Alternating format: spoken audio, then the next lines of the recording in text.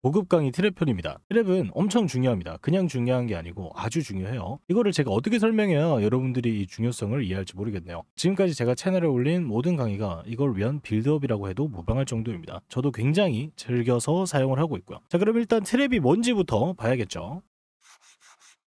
여기 고점을 만들어준 종목이 하나 있어요. 고점을 만들어주고 눌림을 주다가 다시 재상승이 진행되고 있는 그런 모습인데, 이 상승세가 이어져서 이제 전고점을 딱 돌파할 경우에 시장 참여자들은 뭐라고 생각을 할까요? 당연히 추가 상승을 기대하게 되겠죠. 그러면서 추가 상승에 베팅을 하게 될 텐데, 문제는 이 사람들을 전부 데리고 지옥으로 가버린다는 거죠. 전고점을 돌파하게 되면은 추가 상승을 기대를 하게 되고, 그런데 이제 그런 심리를 역으로 이용해서 사람들을 전부 다 데리고 쭉 내려가는 그런 모습이 나왔습니다. 이런 낚시 움직임을 트랩이라고 하고요. 주로 큰 움직임 직전에 나오게 됩니다. 오늘은요, 이 트랩이 어디서 잘 나오는지, 그리고 어떻게 사용해야 돈을 벌 수 있는지 한번 보도록 하겠습니다.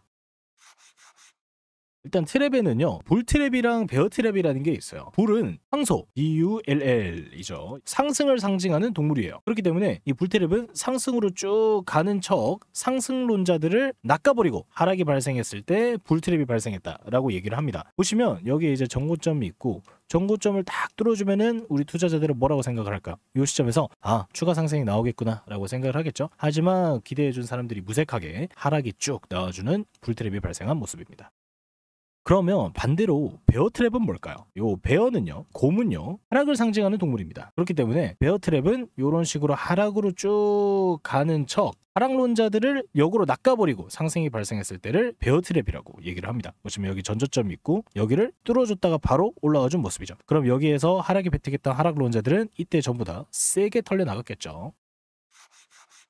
그래서 트랩의 요지는 그렇습니다. 모두가 지켜줄 거라고 예상하는 자리들이 있어요. 보시면 여기에 지지가 한 번, 두 번, 세 번이나 나와준 주요 지지 라인이 있죠. 만약에 나중에 다시 여기에 닿아주게 된다면 사람들이 또 여기서 반등을 기대하게 될 거예요. 이게 이제 바로 모두가 지켜줄 거라고 예상하는 자리란 말이죠. 그런데 모두가 지켜줄 거라고 예상하는 자리를 뚫는 척 페이크를 주면 사람들이 어떻게 되냐? 시장 참여자들이 속아버려. 패닉이 와버리고 그에 따라서 강력한 매도세가 나오거나 하면서 유동성을 확보하게 되죠. 이런 유동성 확보가 바로 트랩의 목적인 겁니다. 그러면서 여기 사람들을 다 털고 진짜 찐 방향으로 가주는 그런 모습입니다. 그래서 여러 가지 종류의 트랩이 존재할 수 있지만 초보 시점에서 여러분들이 기억해야 될 트랩은 딱 두 가지예요. 바로 이 추세선에서 발생하는 트랩과 전고점, 전저점 구간에서 발생하는 트랩입니다.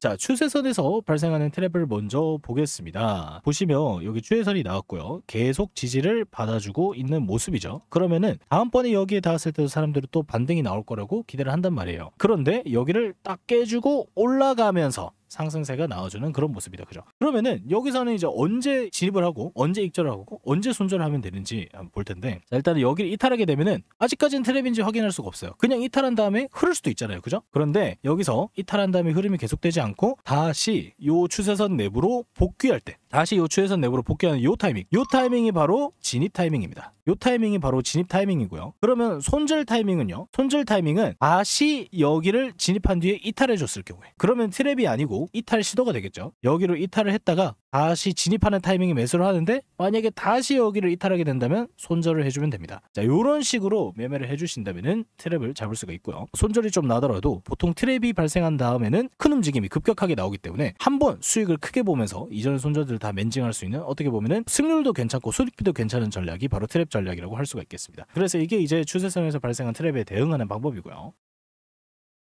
다음은 전고점이나 전저점 구간에서 발생하는 트랩을 한번 보도록 하겠습니다. 보시면 여기에 계속해서 지지를 받아준 모습이죠. 떨어진다고 했을 때 사람들은 또 여기를 지켜줄 거라고 기대를 할 거예요. 하지만 어떻게 됐죠? 트랩이 발생을 했습니다. 그러면서 올라가 주게 되죠. 이런 상황에서는 언제 진입이랑 익절 손절을 하면 되냐면, 이탈했을 때는 가만히 보고 있다가 다시 내부로 진입했을 때, 마찬가지예요. 추세선이랑 똑같아요. 마찬가지로 내부로 진입했을 때 이 타이밍에서 진입을 해주시면 됩니다. 자, 그러면서 다시 손절은 여기를 또 이탈했을 때를 손절로 잡으시면 되겠죠. 그래서 트랩이 발생을 하면서 상승 흐름이 쭉쭉쭉쭉 나와주는 모습입니다. 자, 그럼 마지막으로 다른 예시를 한 번 더 보고 가도록 할게요. 여기서는 아래에 이 지지선이 있죠. 이 지지선에 대해서 지지가 그래도 꽤 나와주고 있는 모습이고, 그러면은 여기를 이탈한 다음에 다시 진입을 해줬단 말이죠. 그러면은 일종의 트랩이 발생한 셈이잖아요. 그러면은 우리는 여기서 어떻게 매수를 한다? 이 구간에서 매수를 하고 그 다음에 여기를 다시 이탈하는 경우에 손절을 하면 된다는 거예요. 물론 나중에 이런 식으로 아래에서 움직임을 만들어주고 다시 가주긴 했지만 이것도 일종의 트랩이라고 볼 수는 있습니다. 하지만 문제는 트랩이 이렇게 나와버리면 매매가 너무 힘들어져요. 트랩은 짧고 간결하게 나왔을 때가 매매 사용하기도 좋고 손익비도 좋고 수익률도 높아요. 이런 식으로 아래에서 너무 오래 행보를 해버리면은 이게 진짜 이탈 이후에 하락인지 아니면 트랩인지 알 수가 없어져 버립니다. 그래서 이런 움직임이 나왔다고 해서 트랩이라고 생각하시지 말고, 이런 경우에는 여기서 그냥 익절을 해버리는 게 좋은 선택이 될 수가 있다는 거죠.